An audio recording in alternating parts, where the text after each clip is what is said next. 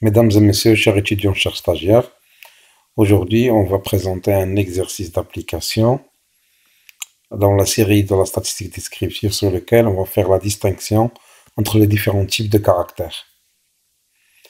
Alors, premièrement, la question qui s'oppose, cocher chaque caractère avec la nature correspondante. Et c'est-à-dire quoi? On va présenter des caractères, on va savoir est-ce qu'ils sont qualitatifs ou quantitatifs, ou bien sûr est-ce qu'ils sont qualitatifs nominal, ordinal, ou bien quantitatif discret ou continu. Alors on va commencer avec le premier caractère. Le premier caractère dit que le nombre d'actions vendues chaque jour à la bourse. Donc on parle de nombre. L'action, il peut être une action, deux, trois, quatre. Mais il n'accepte pas la division. Il n'accepte pas le virgule.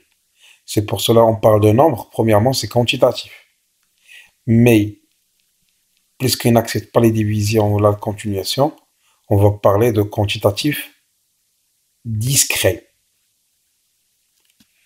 Maintenant, on va passer au deuxième caractère. La rémunération des enseignants des lycées.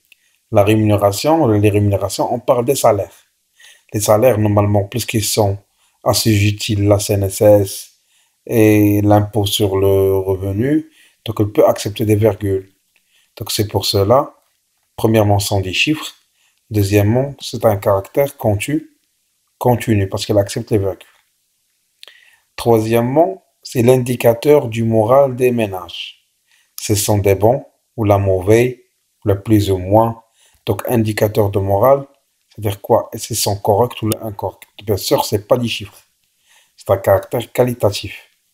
Et plus que l'indicateur, on nous dit bien, mauvais, donc on n'est pas sûr. Est-ce qu'il y en a un ordre ou là c'est pas un ordre? C'est pour cela généralement on parle de caractère qualitatif nominal. Maintenant, on va passer à l'écart de rémunération. C'est la différence de rémunération entre l'homme et femme. Une fois on dit rémunération écart, bien sûr c'est qualitatif. C'est quantitatif, je m'excuse.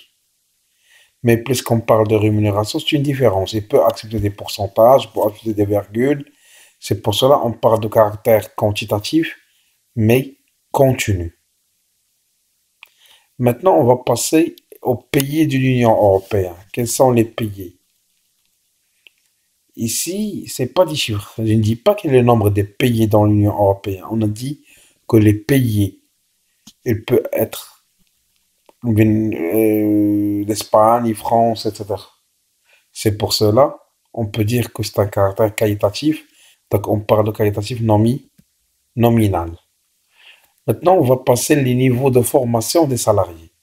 C'est-à-dire quoi le niveau de formation?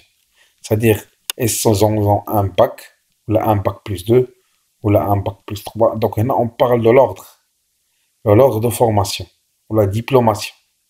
C'est pour cela qu'on parle de qualitatif, parce qu'il ne représente pas des chiffres. Mais, avec un ordre, c'est pour cela qu'on parle de qualitatif ordinal. Après, on va passer je crois, le septième ou le sixième caractère. Le septième caractère, ce qu'on appelle les formes de contrat de travail. Bien sûr, les contrats de travail, ils sont connus. Quel est le contrat à durée déterminée, le contrat à durée indéterminée, contrat intérimaire, contrat en APEC. Donc, premièrement, ils ne sont pas des chiffres, c'est pour ça que ce sont des caractères qualitatifs. Puisqu'on ne représente pas un ordre, donc on parle de qualitatif nominal. Pour le, le huitième caractère, je crois, le prix à la consommation. Le prix peut être un chiffre entier, comme il peut être accepté des virgules. C'est pour cela on parle de caractère premièrement, parce que c'est un chiffre prix quantitatif, mais continu. Le solde commercial, la même chose que le prix à la consommation, il peut accepter des chiffres entiers comme il peut accepter des virgules. C'est pour cela, généralement, on va le mettre dans un intervalle entre un chiffre entre tel et tel et tel. On parle de caractère solde, c'est quantitatif. Et après, c'est continu. Et là, le dernier caractère dans l'exercice, on parle de nombre de personnes par ménage. Et par maison de ménage. Donc, selon un nombre de personnes, il peut être une personne, deux, trois, quatre, cinq. Donc, ce sont premièrement des chiffres. C'est pour cela qu'on parle de quantitatif. En plus de ça, ce sont des chiffres entiers. C'est pour cela qu'on parle de caractère quantitatif discret. À travers cet exercice-là, on a essayé de présenter, on a différencier entre les différents caractères statistiques. Donc, à travers cet exercice, on a validé quelle est la différence entre caractère quantitatif et qualitatif. Et en même temps, dans le qualitatif, on a différencié entre le nominal, différence entre nominal et ordinal, et dans le caractère quantitatif, entre le discret et le continu. Alors, on va passer à un autre exercice pour après, pour, pour passer à une deuxième étape des informations, deuxième étape d'apprentissage des éléments de la statistique descriptive.